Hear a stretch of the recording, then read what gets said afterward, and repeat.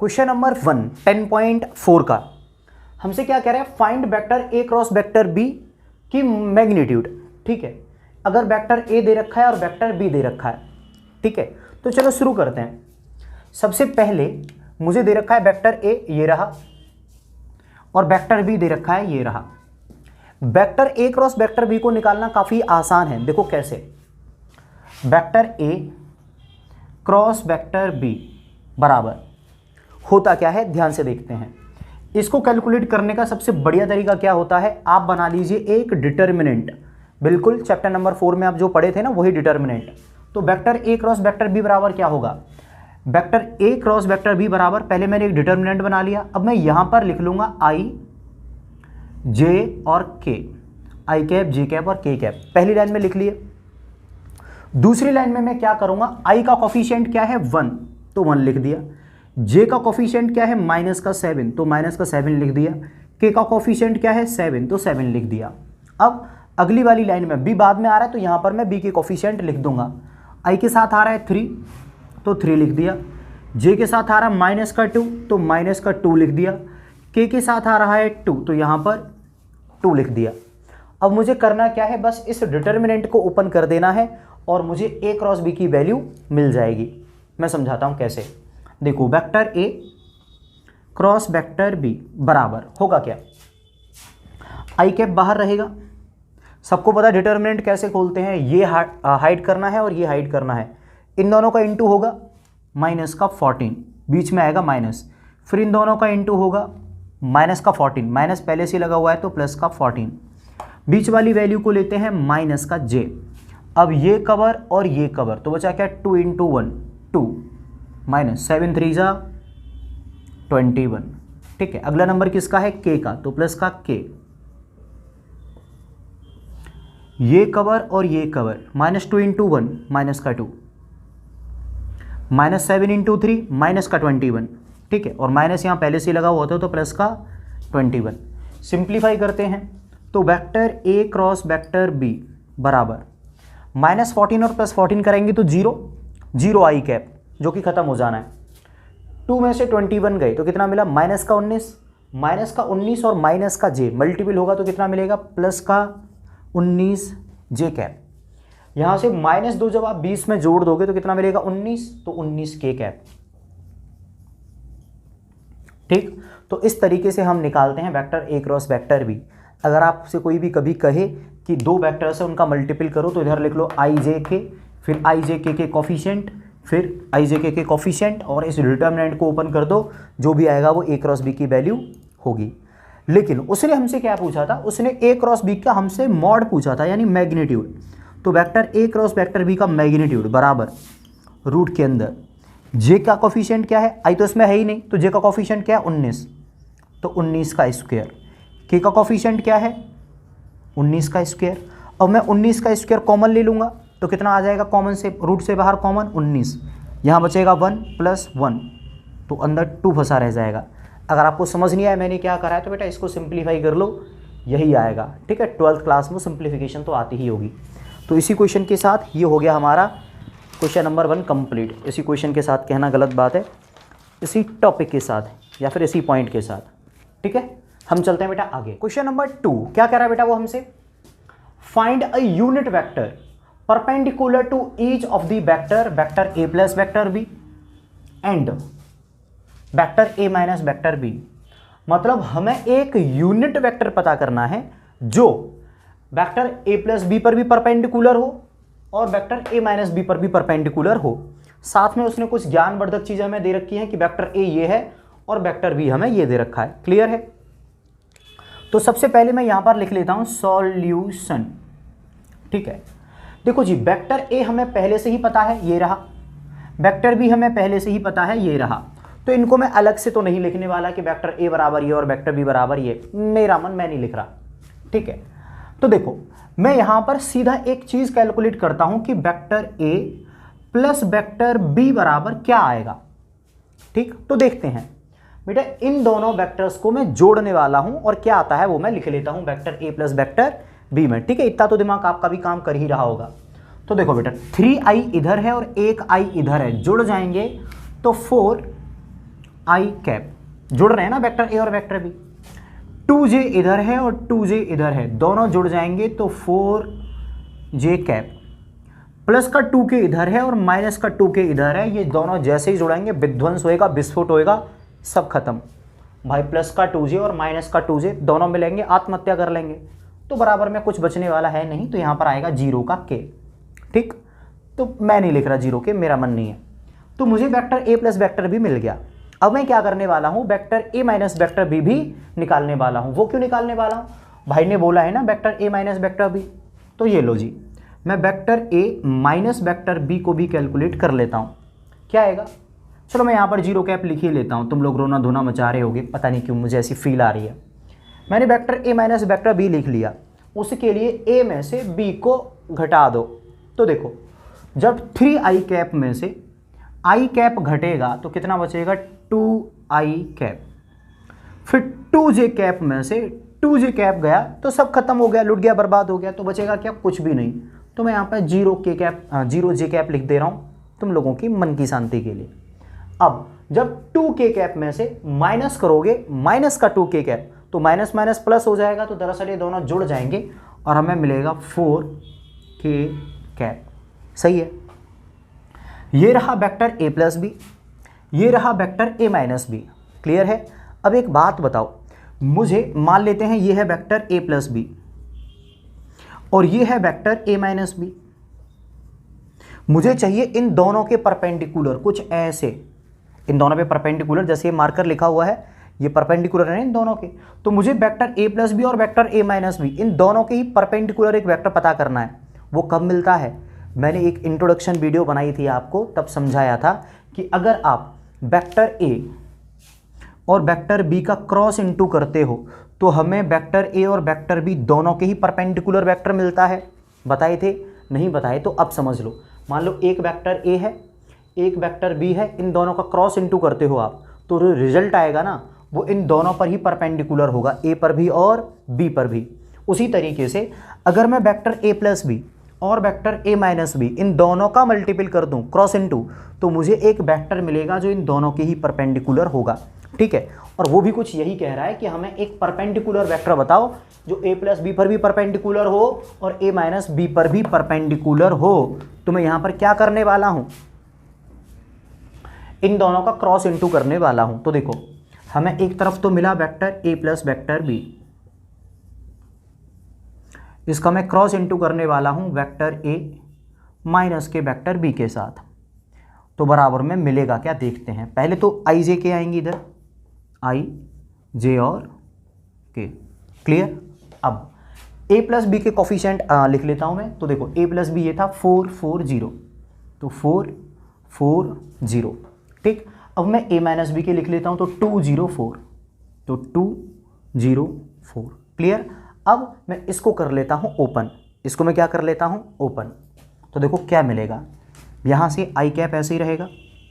ठीक, 4 गुना 4 16 माइनस 0 गुना 0 0, फिर माइनस का j, ये कवर और ये कवर, तो क्या बचा 4 गुना 4 16 माइनस 2 गुना 0 0, प्लस का k, ये कवर और ये कवर, 4 गुना 0 0 माइनस 4 गुना 2 8, तो क्या मिलने वाला है 16 आई कैप, 16 इसमें से तो माइनस का 16 जे कैप और यहाँ से माइनस का 8 के कैप।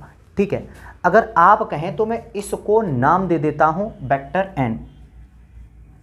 ठीक है, और मैं यहाँ पर लिख देता हूँ लेट, कि ये जो नेम है vector a cross a plus B और a माइनस बी इन दोनों पर परपेंडिकुलर है, मतलब नॉर्मल है, तो मैंने यहाँ पर लिख दिया वेक्टर n।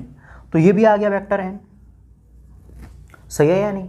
अब मुझे क्या चाहिए, यूनिट वेक्टर चाहिए जो क्या है इन दोनों पर परपेंडिकुलर हो। तो इन दोनों के ही परपेंडिकुलर वेक्टर तो हमें मिल गया, अब मुझे क्या चाहिए इसका यूनिट वेक्टर। ठीक है, तो देखो unit vector perpendicular to both, perpendicular to both, किन दोनों के perpendicular, vector a plus vector b and vector A minus का वेक्टर बी। ये हमें कैसे मिलेगा इसको मैं ज़रा बताने वाला हूँ इस वाले हिस्से में। तो देखो इसके बाद आपको इधर आ जाना है। तो देखो वेक्टर एन बराबर दे रखा है ना हमें 16 आई कैप माइनस का 16 जे कैप माइनस का 8 के कैप। अब मैं तो देखो मैं n का निकाल लेता हूँ डिटर्मिनेंट। तो क्या मिलेगा वेक्टर n का डिटर्मिनेंट बराबर 16 का स्क्वायर 256, 16 का स्क्वायर 256, 8 का स्क्वायर 64। तो वेक्टर n का मैग्नीट्यूड बराबर 256 256 512 और 64 576। बाहर कितना आ जाएगा 24 का स्क्वायर होता है 576। क्लियर। अब मैं इसका निकाल देता हूँ यूनिट वेक्टर। तो क्या मिलेगा वेक्टर n पे मैं कैप लगा दे रहा हूँ है ना, तो इसका मतलब यूनिट वेक्टर हो जाएगा बराबर क्या होगा इसमें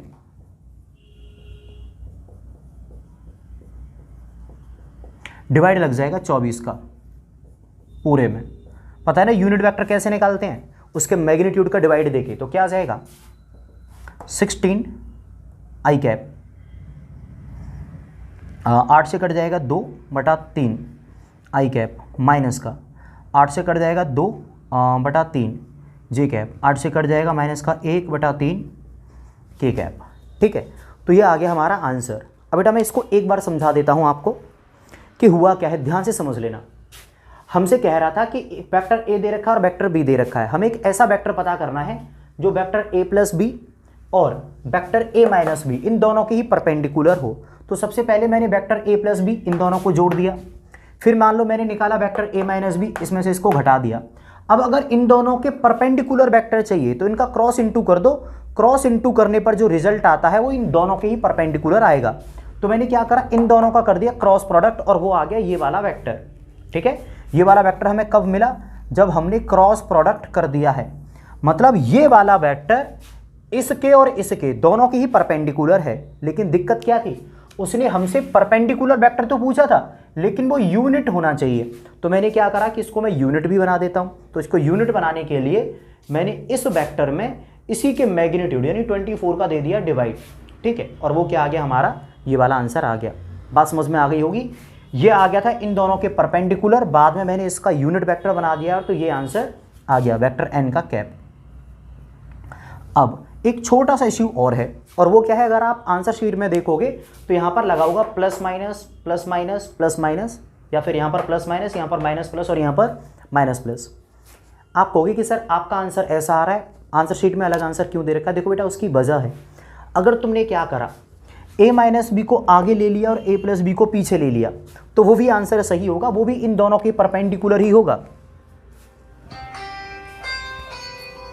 एक कॉल आ गई। तो बेटा मैं आपको बता रहा था कि अगर आपने a माइनस बी को आगे ले लिया और a प्लस बी को पीछे ले लिया तो जो नया हमारा यहाँ पर वेक्टर आएगा वो भी दोनों के परपेंडिकुलर होगा, इन दोनों के परपेंडिकुलर, लेकिन उसकी डायरेक्शन ऊपर की तरफ ना होके नीचे की तरफ हो जाएगी।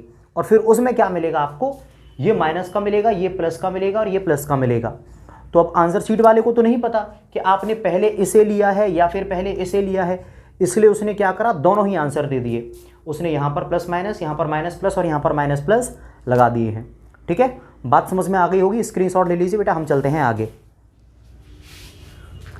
क्वेश्चन नंबर 3 क्या कह रहा है बेटा, if a unit vector vector A makes angle π/3 with i cap, π/4 with j cap and an acute angle theta with k cap, find theta. आगे कह रहा है hence find the component of vector A. बेटा देखो इतना हम सभी जानते हैं कि जो एक्स एक्सिस होता है उसी को हम क्या कहते हैं आई कैप, जो हमारा वाई एक्सिस होता है उसी को हम क्या कहते हैं जे कैप, और जो हमारा जेड एक्सिस होता है उसको हम क्या कहते हैं के कैप। तो आई कैप, जे कैप और के कैप आप इस तरीके से मान लीजिए। ठीक है।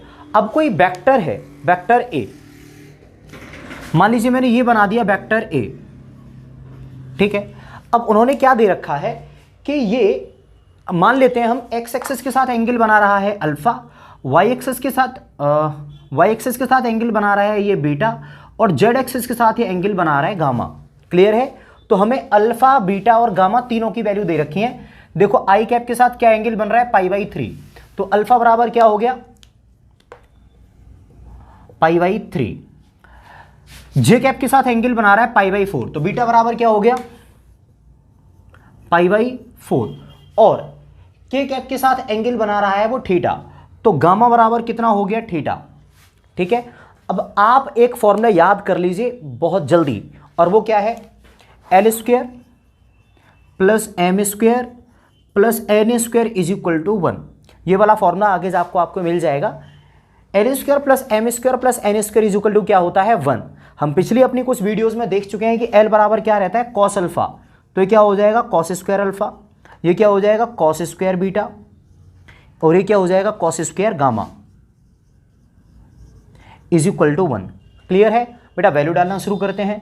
अल्फा की जगह पे कितना रखेंगे आप, पाई बाई 3, अल्फा की जगह पे कितना रखेंगे, पाई बाई 3, पाई बाई 3 कितना होता है, 60, तो कॉस स्क्वायर 60 कितना मिल जाएगा, 1/2 का स्क्वायर, कॉस 60 की वैल्यू 1/2 और उसका स्क्वायर, तो कितना आ जाएगा 1/4 प्लस कॉस स्क्वायर बीटा, तो कॉस बीटा की वैल्यू कितनी हो जाएगी, कॉस 45, क्योंकि बीटा 45 दे रखा है, कॉस 45 1/√2 और उसका स्क्वायर, तो कितना हो गया 1/2 प्लस कॉस स्क्वायर गामा, तो ये कितना हो जाएगा, कॉस स्क्वायर गामा की वैल्यू है थीटा बराबर 1।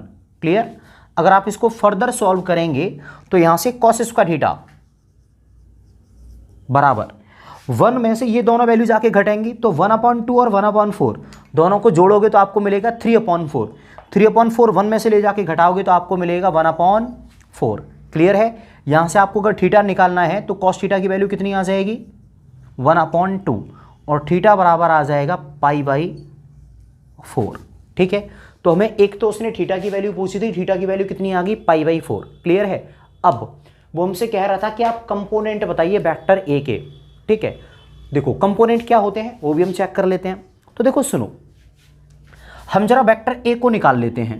हमें पता है वेक्टर ए क्या है, यूनिट वेक्टर है, तो वेक्टर ए मिलेगा क्या पता है, कॉस अल्फा आई कैप प्लस कॉस बीटा जे कैप प्लस कॉस गामा के कैप।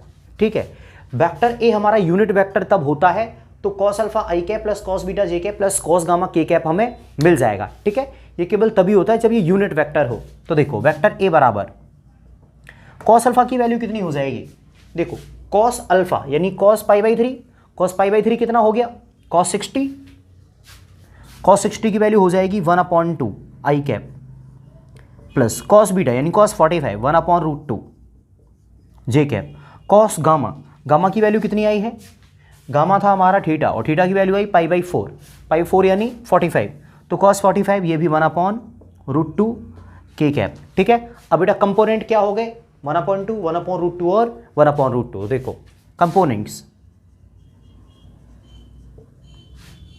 कंपोनेंट्स कितने आ गए, 1/2 1/√2 और 1/√2। ठीक है, ये हमारा आंसर आ गया। बेटा कोई भी डाउट हो तो आप पूछ लीजिएगा कमेंट करके, हम चलते हैं आगे। इसमें बेटा मैंने एक चीज़ गलत बता दी आपको, ये पाई बाई 4 नहीं, पाई बाई 1/2 कितने पे होती है, पाई बाई 3 पर। ठीक है, तो थीटा की वैल्यू आ जाएगी पाई बाई 3 और यहाँ पर बाकी सारी चीज़ें हमारी सही हैं। ठीक है, आगे बढ़ते हैं हम। क्वेश्चन नंबर 4 क्या कह रहा है बेटा वो हमसे, show that vector A minus vector B का cross product vector A plus vector B के साथ बराबर आएगा 2 vector A cross vector B. तो बेटा मैं इसमें सॉल्व करता हूं एलएचएस को, एलएचएस सॉल्यूशन में मैंने एलएचएस को ले लिया। एलएचएस क्या है, ये वाली value, vector A minus vector B cross vector A plus vector B. तो देखो बेटा होगा क्या, वेक्टर ए का इंटू होगा वेक्टर ए में, तो क्या मिलेगा, वेक्टर ए क्रॉस वेक्टर ए। ठीक है, अब वेक्टर ए का इंटू होगा वेक्टर बी में, तो क्या मिलेगा, vector A cross vector B.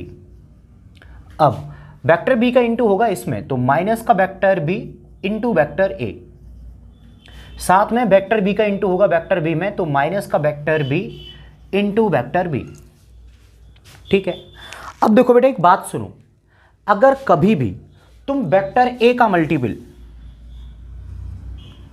Vector A के साथ करोगे तो तुम्हें क्या मिलेगा, 0।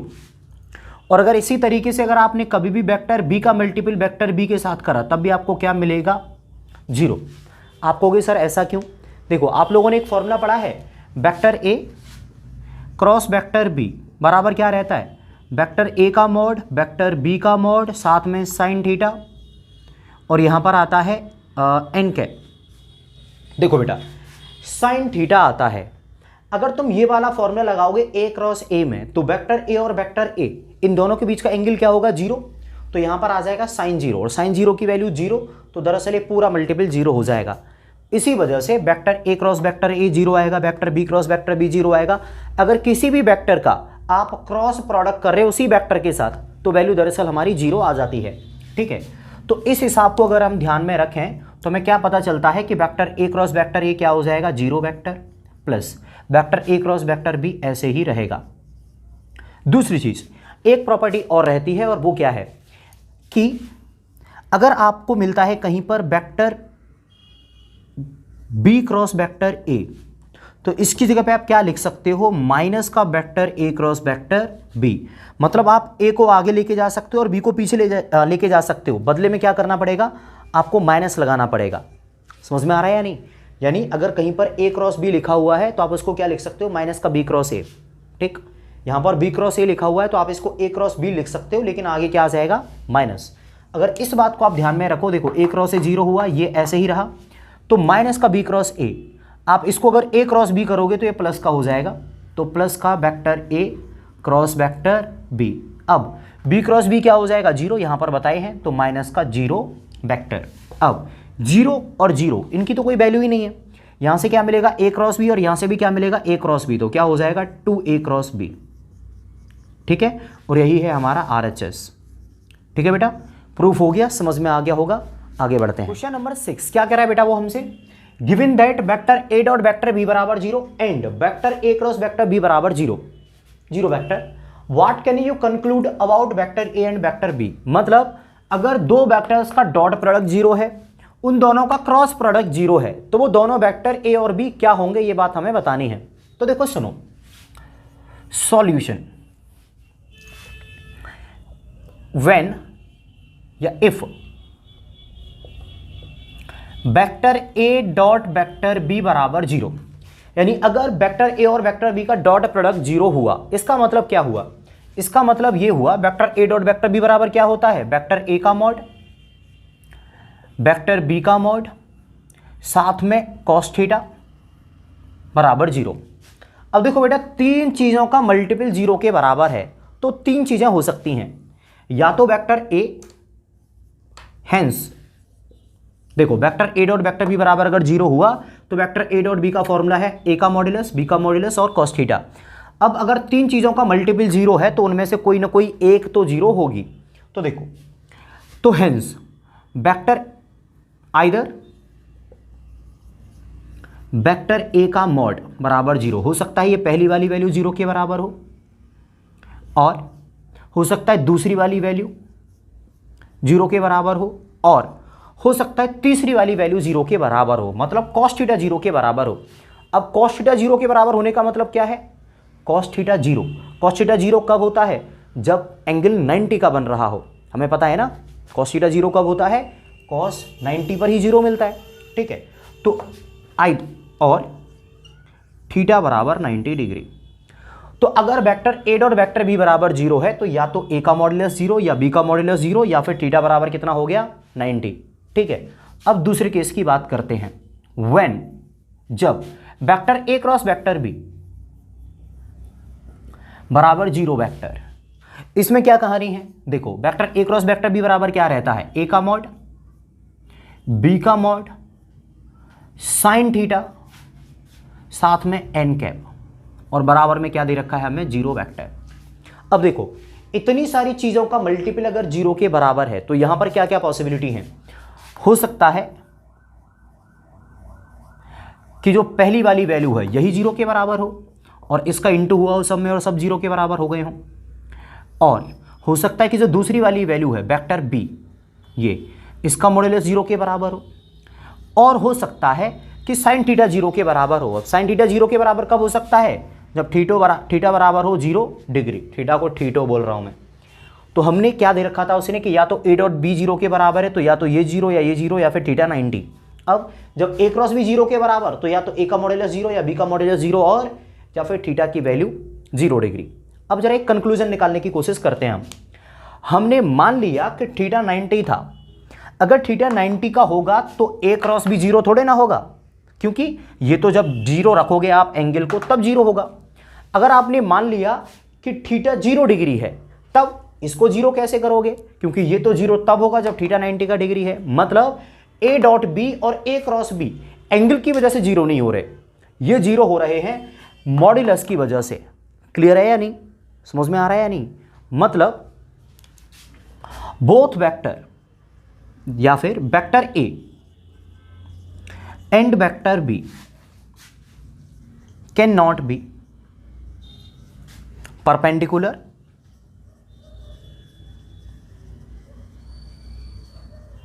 एंड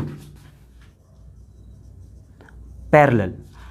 अगर थीटा 90 का हुआ तो दोनों वेक्टर क्या हो गए? परपेंडिकुलर। अगर थीटा 0 डिग्री हुआ तो दोनों वेक्टर क्या हो गए?